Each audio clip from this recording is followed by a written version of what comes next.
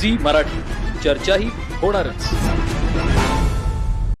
Chandgad one परिक्षेत्र अंतर्गत येणाऱ्या पारगड मोटनवाडी मार्गावरील गुडवळे गावानजीक मुख्य रस्त्याच्या कडेला तब्बल 9.5 फूट लांबीचा किंग कोब्रा आढळून आल्यानं परिसरात खळबळ उडाली।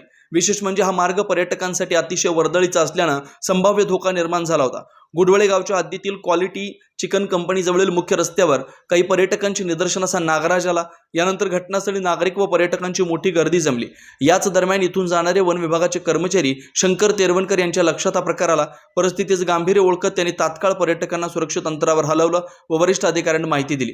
त्यानंतर तिलारीनगर येथील वन्यजीव अभ्यासक व वन्यजीव जनजागृती करणारे विकास माने यांना घटनास्थळी पाचारण करण्यात आलं।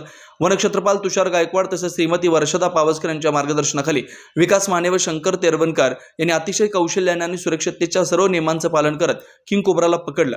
नंतर या दुर्मिळ व विषारी सापाला चंदगड वन परिक्षेत्राच्या हद्दीतील नैसर्गिक जंगल अधिवासात सुरक्षितपणे सोडण्यात आलं।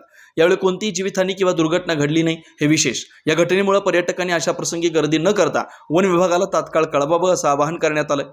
वन विभाग वन्यजीव संरक्षकांच्या तत्परतेमुळे मोठा अनर्थ टळला असून त्यांच्या कार्याचं सर्वत्र कौतुक होत आहे। सी मराठीहून ज्ञानेश्वर पाटील, चंदगड। नमस्कार। काल चंदगड वन परिक्षेत्राच्या हद्दीतील गुडवळ्या गावातील क्वालिटी चिकन कंपनीजवळ मुख्य रोडवरती किंग कोब्रा जातीचा साप आढळला।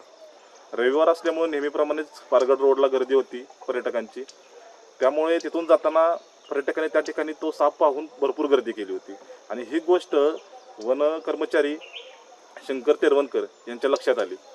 तेव्हा त्यांनी तिथं जाऊन किंग कोब्रा आणि पर्यटक यांच्या सुरक्षिततेसाठी तिथून पर्यटकांना बाजूला केले आणि ही गोष्ट तिथून त्यांनी वरिष्ठांना कळवली।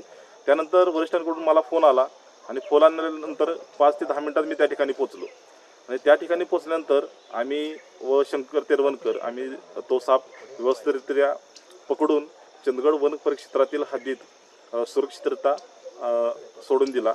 यासाठी आम्हाला CCF ji Guruprasad sir, DCF Dhairyasheel Patil sir, ACF Vilas Kale sir, RFO Tushar Gaikwad sir आणि वनपाल वर्षदा पावसकर मॅडम यांचे मार्गदर्शन लाभले। तसेच चंदगड वन परिक्षेत्रातील सर्व वन कर्मचाऱ्यांचे सहकार्य लाभले। त्यामुळे आम्ही व्यवस्थितरित्या त्या सापाला पकडून निसर्गात मुक्त करू शकलो।